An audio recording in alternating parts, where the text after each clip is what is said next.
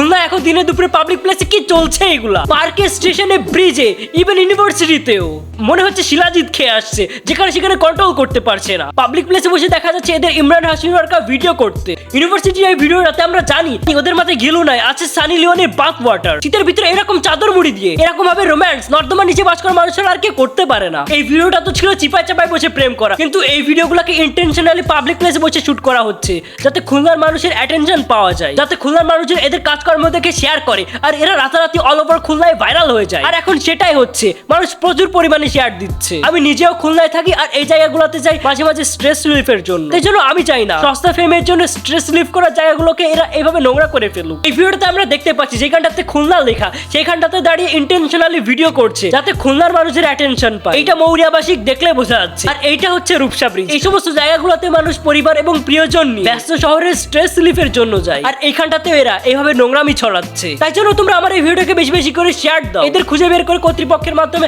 কঠোরতম শাস্তির ব্যবস্থা করো।